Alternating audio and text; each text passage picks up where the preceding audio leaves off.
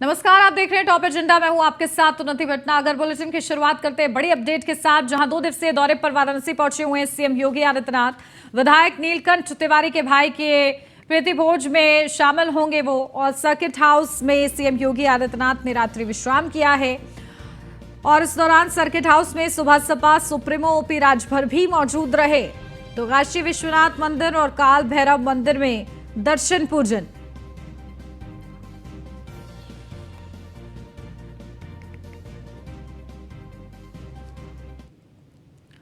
लखनऊ से अगली महत्वपूर्ण अपडेट। सीएम योगी आदित्यनाथ का सोनभद्र दौरा आज 2 घंटे तक सोनभद्र में मौजूद रहेंगे सीएम योगी।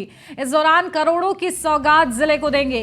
कई कार्यक्रमों का लोकार्पण शिलान्यास करेंगे सीएम योगी। तो सोनभद्र के रॉबर्ट्सगंज में जनसभा करेंगे सीएम योगी। महाजनसंपर्क अभियान के तहत जनसभा होगी। जनसभा के जरिए गिनाएंगे मोदी सरकार के कामकाज। केंद्र सरकार के 9 साल पूरा होने पर उपलब्धियों को गिनाएंगे। 3 बजे रॉबर्ट्सगंज के डाइट प्रांगण में संबोधित करेंगे।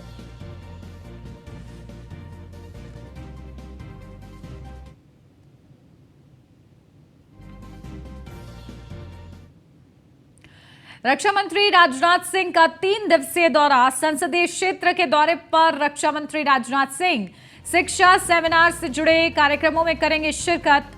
विकास कार्यों का स्थलीय निरीक्षण करेंगे। रक्षा मंत्री का मिनट टू मिनट कार्यक्रम भी आपको बता दें। 3 दिवसीय दौरा यह है लखनऊ का सीएम पुष्कर सिंह धामी का, जो कि बेहद ही ज्यादा महत्वपूर्ण है। उनका संसदीय क्षेत्र भी है और ऐसे में 24 से पहले वो अपने संसदीय क्षेत्र में मेहनत करते हुए नजर आएंगे। तो शाम 4:20 पर लखनऊ एयरपोर्ट पहुंचेंगे राजनाथ सिंह। एयरपोर्ट से नदवा कॉलेज हसनगंज के लिए रवाना होंगे। 5 बजे नदवा विद्यालय के कार्यक्रम में सम्मिलित होंगे। 5:40 पर मनकामेश्वर मंदिर पहुंचकर दर्शन पूजन करेंगे।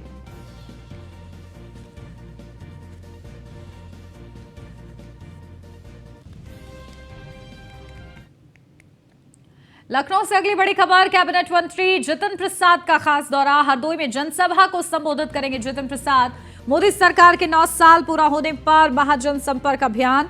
महाजनसंपर्क अभियान के तहत करेंगे जनसभा। सुबह 11 बजे स्वयं जयपुर बाजार में करेंगे जनसभा। जनसभा के जरिए मोदी सरकार के कामकाज गिनाएंगे।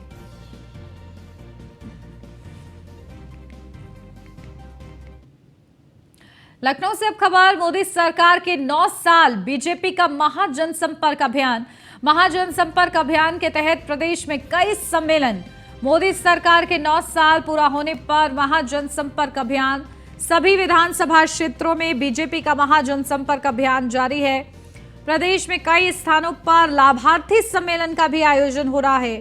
प्रदेश में विभिन्न स्थानों पर संयुक्त मोर्चा सम्मेलन का आयोजन हो रहा है। विधानसभा स्तर पर लाभार्थी सम्मेलन का आयोजन, तो लोकसभा क्षेत्रों में प्रबुद्ध सम्मेलन का आयोजन। सम्मेलन में गिनाए जा रहे मोदी सरकार के कामकाज। भदोही, कौशाम्बी, कैसरगंज में प्रबुद्ध सम्मेलन का आयोजन। बहराइच में व्यापारी सम्मेलन का आयोजन। तो विशेष आयोजन हो रहे हैं। 2024 से पहले लाभार्थी सम्मेलन हो रहा है, प्रबुद्ध सम्मेलन हो रहा है लोकसभा क्षेत्रों में।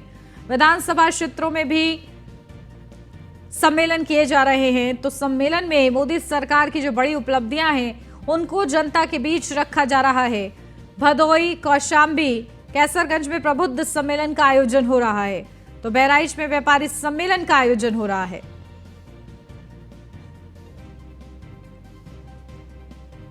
तो अलीगढ़, सहसवान, फरीदपुर में मोर्चा सम्मेलन का आयोजन। इन स्थानों पर मोर्चा सम्मेलन का आयोजन, जहां भोजीपुरा, मेजा, कोराव में मोर्चा सम्मेलन का आयोजन। बाराबंकी, गोसाईगंज में मोर्चा सम्मेलन का आयोजन। और इसी के साथ श्रावस्ती, जखनिया में मोर्चा सम्मेलन का आयोजन। अलीगढ़, सहसवान, फरीदपुर में मोर्चा सम्मेलन का आयोजन। तो मोर्चों पर आयोजनों की तैयारी है और ऐसे में वो जगहें आपको बता रहे हैं जहां पर ये खास सम्मेलन कराए जा रहे हैं। तो श्रावस्ती, जखनिया में मोर्चा सम्मेलन का आयोजन। अलीगढ़, सहसवान, फरीदपुर में मोर्चा सम्मेलन का आयोजन। तो भोजीपुरा, मेजा, कोराव में मोर्चा सम्मेलन। बाराबंकी गोसाईगंज में भी मोर्चा सम्मेलन का आयोजन। तो सहारनपुर देहात थाना भवन में लाभार्थी सम्मेलन का आयोजन हो रहा है। ठाकुर द्वारा कुंदरकी चंदौसी में लाभार्थी सम्मेलन का आयोजन। इसी के साथ असमौली संभल स्वार में लाभार्थी सम्मेलन का आयोजन। बिलासपुर नौगांव सादात छपरौली में लाभार्थी सम्मेलन का आयोजन। अपडेट ले लेते हैं, हमारे संवाददाता अश्विनी द्विवेदी हमारे साथ जुड़ गए, सीधा उन्हीं का रुख करते हैं। अश्विनी, क्या कुछ अपडेट? देखिए, अलग अलग जगहों पर लाभार्थी सम्मेलन हो रहा है, इसी के साथ प्रबुद्ध सम्मेलन हो रहा है, किस तरीके से तैयारी है? बिल्कुल, प्रधानमंत्री नरेंद्र मोदी के 9 साल का कार्यकाल पूरा हुआ है, इसलिए उत्तर प्रदेश भारतीय जनता पार्टी महाजनसंपर्क अभियान चला रही है। इसके अंतर्गत तमाम तरह के कार्यक्रम हो गए। तमाम जो मंत्री हैं, विधायक हैं, सांसद हैं या फिर केंद्रीय मंत्री हैं, उनको अलग अलग जिलों को प्रभार दिया गया। वहां पर जाकर के बाकायदा प्रेस कॉन्फ्रेंस कर रहे हैं, जनता के बीच जाकर जनसभा कर रहे हैं और लोगों को बता रहे हैं केंद्र सरकार ने पिछले 9 सालों में क्या कुछ उनके लिए किया है। निश्चित तौर पर जो विधानसभा स्तर है, विधानसभा स्तर पर लाभार्थी सम्मेलन भारतीय जनता पार्टी कर रही है, तो दूसरी ओर जो जिला स्तर है, यानी कि लोकसभा क्षेत्र के हिसाब से जिला स्तर पर जो होता है, वहां पर जो है प्रबुद्ध जन सम्मेलन कर रही है। निश्चित तौर पर कहीं ना कहीं एक तरीके से पूरी भारतीय जनता पार्टी इस काम में लगी हुई है कि जनसंपर्क के माध्यम से लोगों को अपने साथ जोड़ा जाए। 21 तारीख से लेकर के 30 तारीख तक एक विशेष जनसंपर्क अभियान चलेगा, जो और तेज रफ्तार से चलेगा। एक दिन में तमाम कई मंत्री उत्तर प्रदेश की धरती पर आएंगे, उत्तर प्रदेश में जनसभाएं करेंगे। तो ऐसे में कहीं ना कहीं भारतीय जनता पार्टी जमीन स्तर पर काम करने के लिए पूरी तरह तैयार हो चुकी है और उसी के तहत ये कार्यक्रम हो रहे हैं, जिनको कहीं ना कहीं हर विधानसभा क्षेत्र, हर लोकसभा क्षेत्र में किया जा रहा है। जी बिल्कुल, देखिए, इन बड़े स्तर पर तैयारी की गई है महाजनसंपर्क अभियान के लिए और इस दौरान जो ये विशेष आयोजन किए जा रहे हैं, किस तरीके से बीजेपी को लाभ मिलता है, ये देखना महत्वपूर्ण रहेगा। ठीक है अश्विनी, बहुत शुक्रिया आपका तमाम जानकारी के लिए।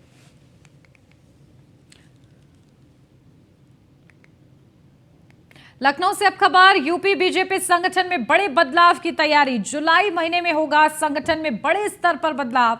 40 से 50 जिला और महानगर अध्यक्ष बदलेगी बीजेपी।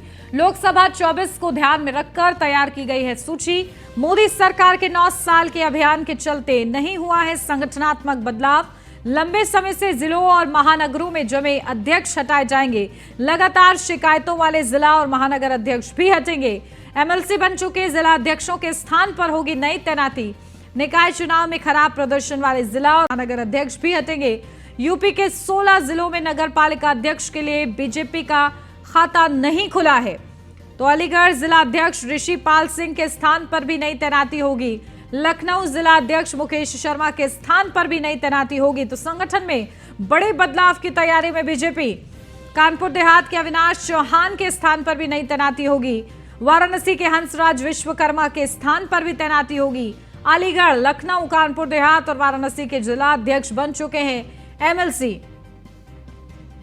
तो मोदी सरकार के 9 साल के अभियान के चलते नहीं हुआ है संगठनात्मक बदलाव। लंबे समय से जिलों और महानगरों में जमे अध्यक्ष हटाए जाएंगे। तो लगातार शिकायतों वाले जिला और महानगर अध्यक्ष भी हटेंगे। तो संगठन में बड़ा बदलाव। एमएलसी बन चुके जिला अध्यक्षों के स्थान पर भी नई तैनाती होगी। अपडेट ले लेते हैं, हमारे संवाददाता अश्विनी द्विवेदी जुड़ गए हमारे साथ। अश्विनी, क्या कुछ अपडेट है? देखिए, संगठन में बड़ा बदलाव किया जाएगा और करीब 16 जिले हैं जहां नगर पालिका अध्यक्ष के लिए बीजेपी का खाता नहीं खुला था, उन पर भी फोकस है। अब क्या कुछ तैयारी है इस संबंध में? बिल्कुल, भारतीय जनता पार्टी अब पूरी तरीके से चुनावी मोड में आ चुकी है। चुनावी उसके तैयारियां लगातार चल रही। साथ ही साथ दूसरी ओर अब बात करें तो अब संगठन में बदलाव किया जाएगा। तमाम जिलों के जिलाध्यक्ष हैं, उनका कहीं ना कहीं उनमें बदलाव किया जाएगा। लगभग 50 जिले ऐसे बताए जा रहे हैं जहां पर जो जिलाध्यक्ष है उनको हटा करके नया जिलाध्यक्ष, और वहां पर सबसे बड़ी बात होगा जातीय समीकरणों को साधने की कोशिश कीजिए। मान लीजिए ये पश्चिमी उत्तर प्रदेश है, वहां पर 2 जिले ऐसे लगभग बताए जा रहे हैं जहां पर त्यागी समाज के जो लोग होंगे जिनको जिलाध्यक्ष बनाया जाएगा। वहीं बनारस के आसपास का क्षेत्र है, वहां पर 2 जिलाध्यक्ष राजभर समाज से बनाए जाएंगे। अगर बात करें मिर्जापुर के आसपास का क्षेत्र तो एक जिलाध्यक्ष पटेल समाज से आता होगा। तो इस तरीके से जो जिलाध्यक्ष हैं उनको बनाए जाएंगे निश्चित तौर पर। ऐसे में कहीं ना कहीं जो 16 जिले ऐसे हैं जहां पर भारतीय जनता पार्टी ने निकाय चुनाव में अच्छा परफॉर्मेंस नहीं किया। अब उन जिला के जिलाध्यक्षों का हटना लगभग तय माना जा रहा है। साथ ही साथ कुछ जिलाध्यक्ष, कुछ महानगर अध्यक्ष जो हैं वो वर्तमान समय में एमएलसी बन चुके हैं, जिसमें लखनऊ शामिल है, अलीगढ़ शामिल है, कानपुर देहात और महाराष्ट्र शामिल, जिनके जो जिलाध्यक्ष हैं वो एमएलसी बन चुके हैं। तो ऐसे में इन लोगों की भी जिम्मेदारी अब दूसरे किसी व्यक्ति को दी जाएगी। निश्चित तौर पर भारतीय जनता पार्टी पूरी तरह से चुनावी मोड में आ चुकी है और कहीं ना कहीं संगठन के बदलाव के साथ खास साथ बदलते की चुनावी बिगुल जो है भारतीय जनता पार्टी फूंक देगी। जी बिल्कुल अश्विनी, और देखिए कहीं ना कहीं बड़े स्तर पर ये जो तैयारी हो रही है, विशेष इसका लाभ भी बीजेपी लेने की पूरा प्रयास करेगी। ठीक है, बहुत शुक्रिया आपका अश्विनी तमाम जानकारी के लिए। लखनऊ से अब खबर, कपिल देव सिंह और मीर हसन हत्याकांड का पूरा मामला, 14 साल पुराने केस में एमपी एमएलए कोर्ट सुनाएगा फैसला। गाजीपुर की एमपी एमएलए कोर्ट फैसला सुनाएगा। मुख्तार अंसारी सहित 11 लोग आरोपी बनाए गए थे इस पूरे मामले में। आपको बता दें 2009 का ये पूरा मामला है, जहां 2009 में कपिल देव सिंह और मीर हसन की हत्या हुई। मुख्तार के खिलाफ दर्ज किया गया था गैंगस्टर एक्ट का केस, जहां 6 फरवरी 2014 को मजदूर राम इकबाल की हत्या हुई। मुख्तार अंसारी पर इस दौरान षड्यंत्र रचने का आरोप लगा। अब इस पूरे मामले में एमपी एमएलए कोर्ट अपना फैसला सुनाएगा।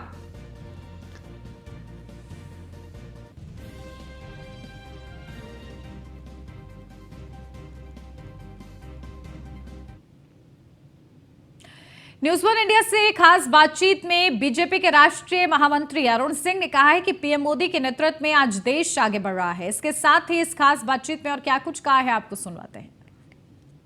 प्रधानमंत्री नरेंद्र मोदी के 9 सफल साल को लेकर जनसंपर्क अभियान चल रहा है, उसमें तमाम बड़े नेता शामिल हो रहे हैं। आज हमारे साथ लखनऊ में बात करने मौजूद है अरुण सिंह जी हैं, राष्ट्रीय महामंत्री हैं भारतीय जनता पार्टी के। सर, 9 साल बेमिसाल, 10वें साल की तैयारी है और 2024 का मिशन।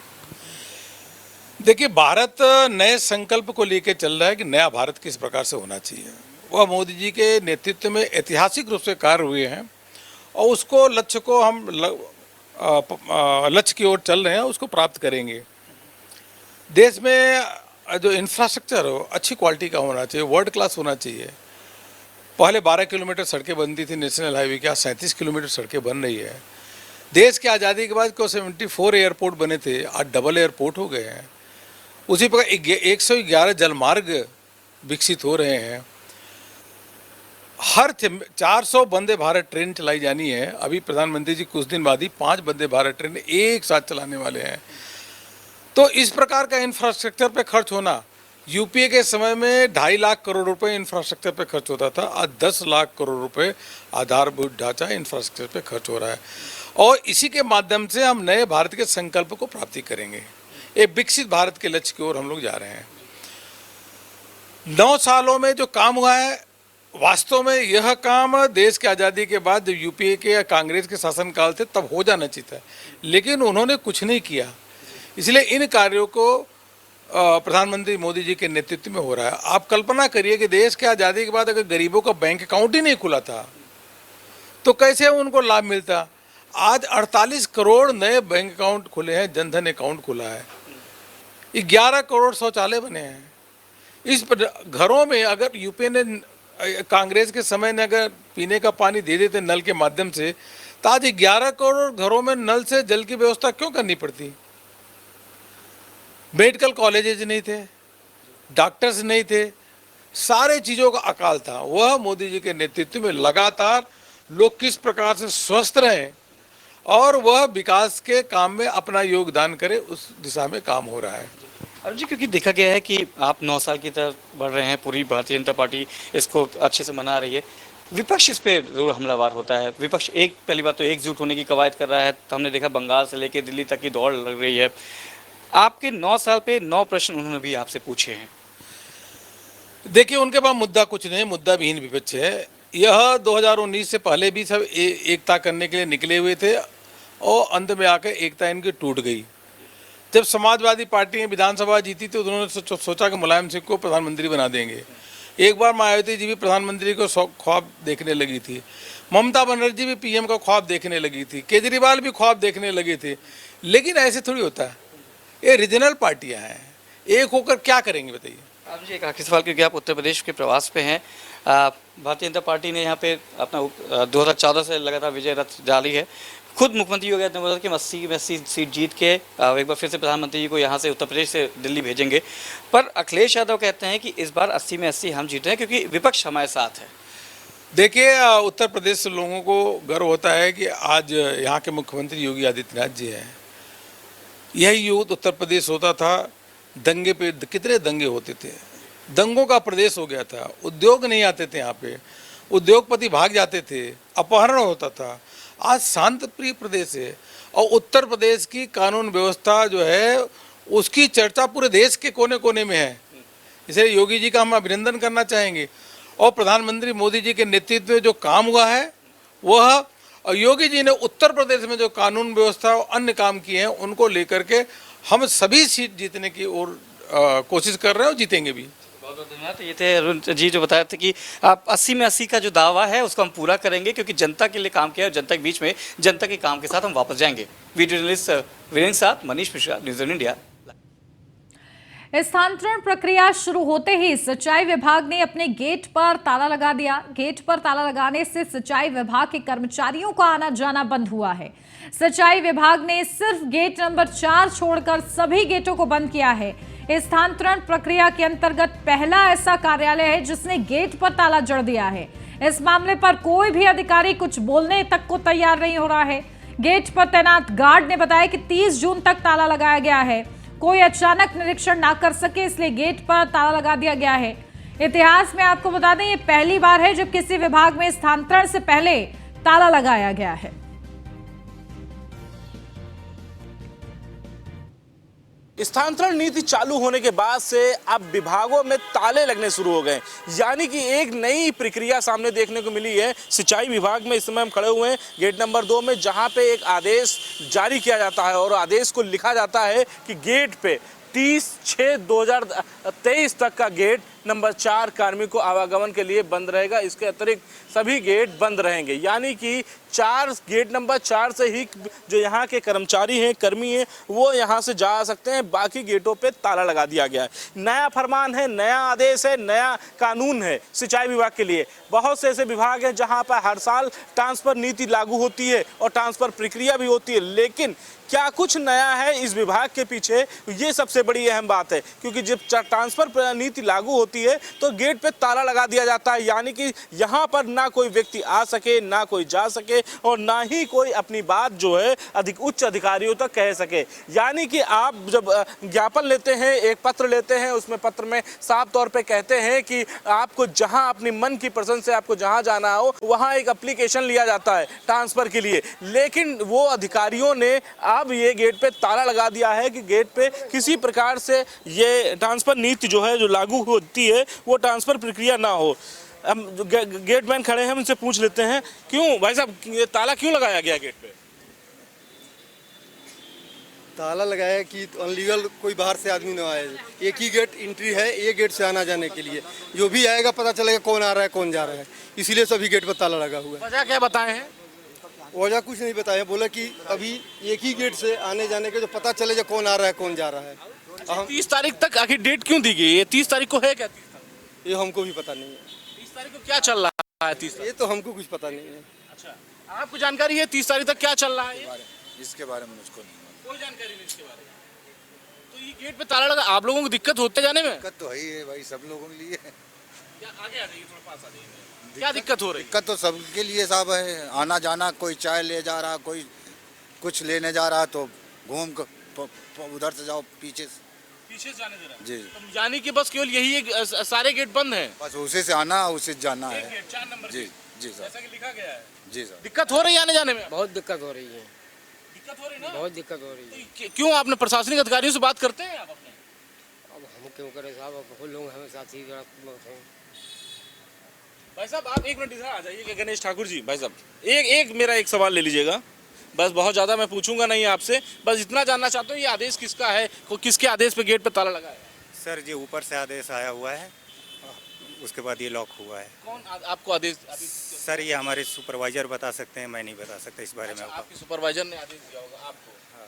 तो फिलहाल ये सिंचाई विभाग का गेट नंबर 2 है, जहां इसमें हम मौजूद हैं, खड़े हैं। और यहाँ की अगर बात करें, जिससे पीछे हम विभाग को बारे में पूरी दृश्य दिखाना चाहेंगे कि जो आदेश है वो किस तरीके से आदेश यहाँ पे चस्पा किया गया है। वो सिंचाई विभाग का कार्यालय है। यहाँ पे प्रमुख अभियंता से लेकर के सभी यहाँ पे बैठते हैं। ट्रांसफर पोस्टिंग का सारा खेल यहीं से शुरू होता है। और यहाँ ये माना जा रहा है कि गेट पे ताला लगने की वजह से कोई मंत्री, कोई अधिकारी, कोई एकाएक अंदर एंट्री न कर सके, इसलिए गेट पे ताला लगाया गया है। यानी कि साफ है कि अगर गेट खुला रहेगा तो कोई भी मंत्री हो या फिर कोई विधायक हो, वो अचानक जो है प्रवेश कर सकता है। और प्रवेश करने के बाद अगर वो प्रवेश करता है तो बहुत से ऐसे राज होंगे अंदर के, वो खुल के सामने आ जाएंगे। तो इस वजह से गेट पे ताला लगा दिया गया है कि कोई बाहरी व्यक्ति ना आ सके, कोई मंत्री छापा ना मार सके, कोई विधायक ना पहुंच सके यहाँ पे अचानक। इसको लेकर के ताला लगाया गया है कि यानी कि अगर 4 नंबर गेट से भी तो कोई मंत्री या विधायक घूम के आता है तो उसको आने में समय लग जाएगा। तब तक हम अपने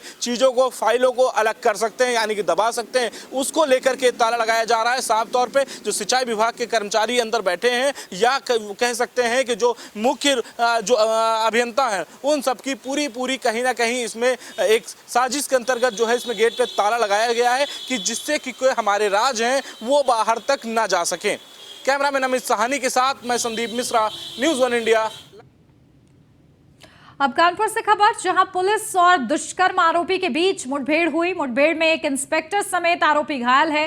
पुलिस ने घायल आरोपी इंस्पेक्टर को अस्पताल भेजा है। चेकिंग के दौरान पुलिस और आरोपी के बीच मुठभेड़ हुई थी, जहां कोतवाली शिवली के गांव रामगढ़ नहर पुल का पूरा मामला बताया जा रहा है। पुलिस ने घायल आरोपी इंस्पेक्टर को अस्पताल भेजा है। चेकिंग के दौरान पुलिस और आरोपी की मुठभेड़ हुई थी। तो कोतवाली शिवली के गांव रामगढ़ नहर पुल का ये पूरा मामला। थाना शिवली क्षेत्र अंतर्गत ये जो रामगढ़ नहर पुल के पास 7:15 बजे तो शिवली माई फोर्स के साथ शाम को संदिग्ध वाहन की चेकिंग कर रहे थे। उस समय पे एक वाहन सवार व्यक्ति आ रहे थे। पुलिस को देखते ही तुरंत वापस मुड़ के मतलब बाइक तेज़ी से भगाने लगे। उसी भगाते वक्त वो फिसल के गिर गए। जब हमारे फोर्स जो है उनको मतलब पकड़ने के लिए आए थे, तब उन्होंने मतलब फायरिंग शुरू किया। और जब हम थोड़ा सा पीछे हुए फिर पकड़ने गए थे तो वो भागते हुए फिर से एक और फायरिंग की। उस फायरिंग के दौरान हमारे जो इंस्पेक्टर है उनको मतलब बाएं हाथ पे चोट लगी। उसके बाद रिटेलिएशन फायर में जो ये व्यक्ति है उनको बाएं पैर में चोट लगी है। और इसी के साथ इस बुलेटिन में बस इतना ही। खबरों का सिलसिला आगे भी जारी है। आप बने रहिए न्यूज़ 1 इंडिया के साथ।